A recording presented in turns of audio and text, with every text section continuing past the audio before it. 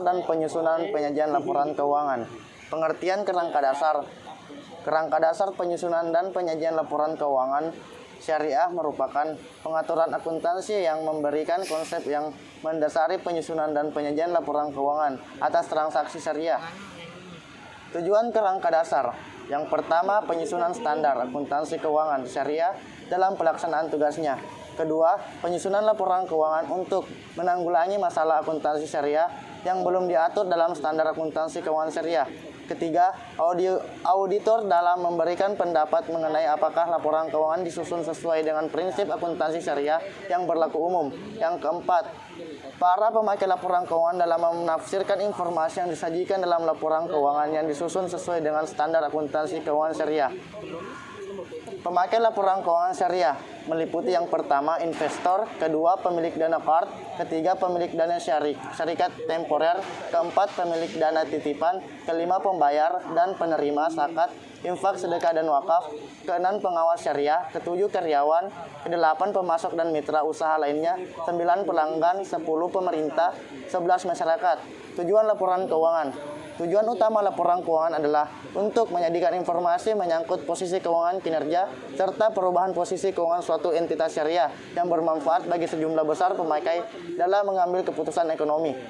Bentuk laporan keuangan. Yang pertama, laporan keuangan entitas syariah disajikan sebagai neraca. Yang kedua, informasi kinerja entitas syariah disajikan dalam laporan laba rugi. Yang ketiga, informasi perubahan posisi keuangan entitas syariah yang dapat disusun berdasarkan definisi dana seperti sumber dana keuangan, modal kerja, aset, dan kas. Yang keempat, informasi lain seperti laporan penyelesaian tentang pemenuhan fungsi sosial entitas syariah merupakan informasi yang tidak diatur secara khusus tetapi relevan bagi pengambilan keputusan. Yang kelima, catatan dan skandul tambahan merupakan penambahan dari informasi tambahan yang relevan termasuk pengungkapan tentang risiko ketidakpastian yang mengaruhi entitas. Pengertian kas. Kas adalah kekayaan atau yang tidak digunakan untuk membayar kegiatan operasional perusahaan atau dapat digunakan untuk membayar kewajiban saat ini. Kas memiliki sifat aktif tapi tidak produktif dan tidak memiliki identitas pemilik sehingga mudah dipindah tangankan. Contoh kas. Yang pertama uang tunai, kedua traveler check, ketiga wholesale post, keempat cek, kelima kasir cek. Karakteristik kas. Ciri-ciri yaitu aset perusahaan yang paling liquid, standar pertukaran yang paling umum, dapat menjadi basis perhitungan dan pengakuran. Akuntansi kas adalah akuntansi kas. Metode akuntansi kas dapat digunakan untuk melacak pendapatan dan pengeluaran perusahaan, organisasi, maupun industri bisnis lainnya. Keuntungan dari akuntansi kas adalah keras, lebih sederhana dan lebih prosesnya tidak memerlukan pengetahuan akuntansi yang luas. Akuntansi terhadap kas untuk menempuh transaksi yang menyangkut kas dalam perusahaan diselenggarakan. Yang pertama, kas atau bank. Kas atau bank digunakan untuk transaksi penerimaan dan pengeluaran kas melalui bank. Yang kedua, kas kecil merupakan sejumlah dana yang dibentuk khusus untuk pengeluaran yang bersifat kecil. Yang ketiga, kas di berangkas yang berada di berangkas. Akuntansi untuk piutang. Pengertian. Menurut PSAK 55/2015, pinjaman yang diberikan atau piutang adalah aset keuangan non-derivatif dengan pembayaran tetap atau telah ditentukan dan tidak mempunyai kuotasi di pasar aktif. Penyebab timbulnya piutang.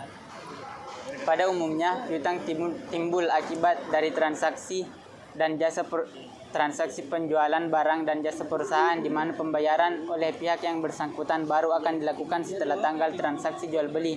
Dengan kata lain, piutang timbul karena adanya pemberian kredit kepada debitur yang pelunasannya dilakukan secara mengangsur atau dengan cicilan. Karakteristik atau ciri-ciri piutang. Yang pertama, adanya nilai jatuh tempo dengan seorang pembeli yang melakukan transaksi dengan cara kredit, bukan hanya membayar sejumlah nilai barang yang telah dibeli, tapi juga bunganya karena dia meminta waktu untuk membayar barang tersebut dengan tempo. 2. Adanya tanggal jatuh tempo. Tanggal jatuh tempo dapat diketahui dari lamanya atau umur piutang. Umumnya penjualan menggunakan dua jenis pengukuran umur, yaitu bulan dan hari. 3. Adanya bunga yang berlaku. Piutang dapat terjadi karena pembeli memutuskan melakukan transaksi secara kredit. Hal inilah menimbulkan bunga. Dalam hal ini sebagai bentuk konsekuensi pembeli yang meminta waktu pembayaran tertentu dan sebagai keuntungan bagi penjual karena sudah bersabar dalam menunggu pelunasan kredit tersebut. Jenis-jenis piutang. 1. Piutang usaha. Piutang usaha atau account receivable adalah suatu jumlah pembelian kredit dari pelanggan yang muncul sebagai akibat dari penjualan barang atau jasa. 2. Wesel tagih. Wesel tagih atau notes receivable adalah surat format yang diberikan sebagai bentuk pengukuran utang. Wesel tagih biasanya memiliki waktu tagih antara 60 sampai 90 hari, bahkan lebih lama, serta mewajibkan pihak berhutang untuk membayar bunga. 3. Piutang lainnya mencakup contoh piutang bunga, piutang gaji, uang muka karyawan, dan restitusi pajak. Secara umum bukan berasal dari kegiatan operasional perusahaan. Pengertian persediaan. Persediaan menurut PSAK nomor 14 tahun 2015 adalah aset yang dimiliki untuk dijual dalam kegiatan usaha normal dalam proses produksi, untuk dijual atau dalam bentuk bahan baku atau perlengkapan yang digunakan dalam proses produksi atau pemberian jasa. Tujuan akuntansi keuangan. Persediaan mempunyai peran besar dalam rangka mempermudah atau memperlancar operasi perusahaan. Adapun tujuan pengelolaan persediaan adalah sebagai berikut. 1. Menghilangkan risiko keterlambatan barang tiba. 2. Untuk dapat memenuhi kebutuhan atau permintaan. 3. Menjaga keberlangsungan produksi atau menjaga agar perusahaan tidak mengalami kehabisan persediaan yang mengakibatkan berhentinya proses produksi. 4. Memberikan pelayanan sebaik mungkin kepada konsumen dengan persediaan barang yang diperlukan. Jenis-jenis persediaan.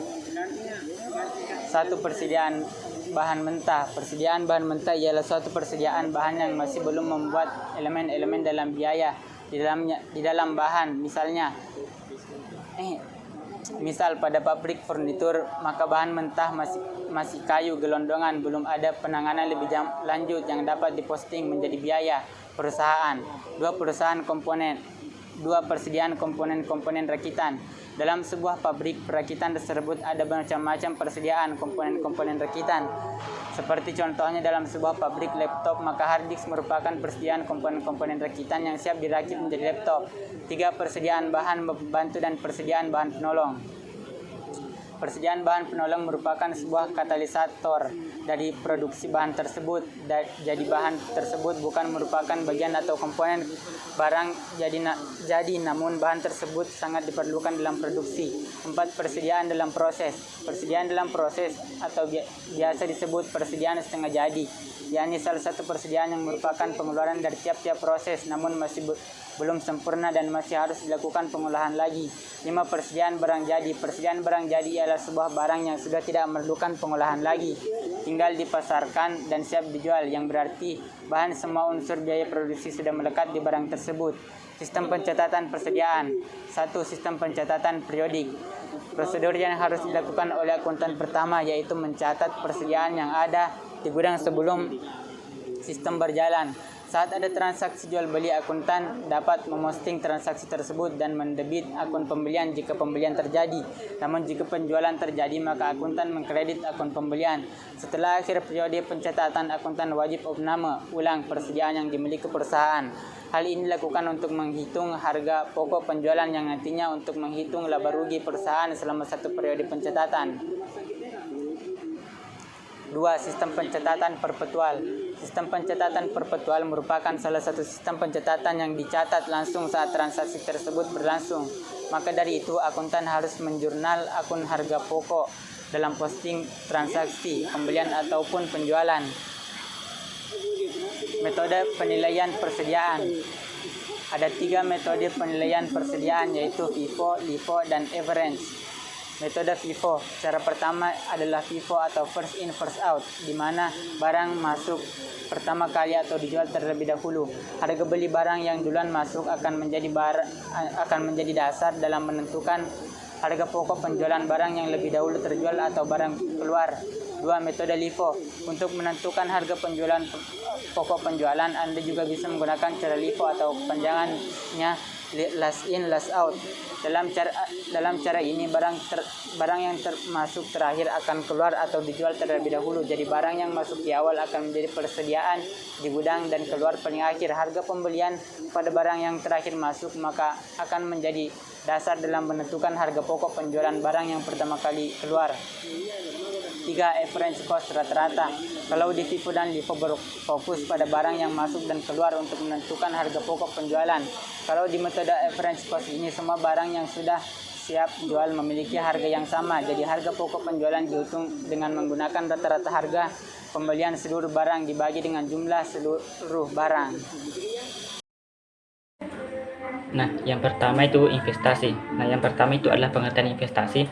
Nah, investasi adalah kegiatan menempatkan modal yang berupa uang atau harta berharga lainnya ke dalam suatu benda, lembaga, atau pihak dengan harapan investor akan memperoleh keuntungan setelah jangka waktu tertentu. Nah, kemudian setelah pengertian ada jenis. Nah, jenisnya itu dibagi menjadi dua. Yang pertama investasi jangka pendek. Jika dilihat dari segi permodalan, investasi jangka pendek bisa dimulai dengan modal kecil. Bahkan tidak sedikit yang memulai dengan modal hanya ratusan ribu rupiah. Akan tetapi, meski bisa dimulai dengan modal kecil, investasi jangka pendek juga memiliki risiko. Maka dari itu, investor perlu meluangkan waktu untuk memantau pergerakan saham. Kurun waktunya investasi jangka pendek yaitu 1 tahun. Kemudian yang kedua yaitu ada yang namanya investasi jangka panjang. Investasi jangka panjang bertujuan untuk memperoleh dana segar di masa yang akan datang untuk memenuhi kebutuhan baik yang direncanakan maupun yang bersifat darurat, seperti biaya haji atau umroh, biaya perawatan kesehatan, pembelian rumah, perkawinan, pendidikan anak, dan sebagainya. Nah, kurun waktunya itu sekitar 1 sampai 5 tahun. Kemudian ada pun jenis investasi yaitu deposito. Deposito atau investasi berjangka waktu adalah salah satu jenis investasi yang banyak diminati karena caranya yang sangat mudah dan tidak berbelit-belit. Nah, jika Anda menabung dalam waktu tertentu, kemudian Anda akan mendapatkan bunga sebagai imbalannya. Kemudian yang kedua yaitu saham. Selain deposito, juga saham menjadi salah satu jenis investasi yang paling diminati. Secara teknis, di sini Anda akan membeli saham di bursa efek. Setelah itu, Anda akan mendapatkan persentase hak kepemilikan perusahaan yang sahamnya telah dibeli. Kemudian yang ketiga itu ada obligasi.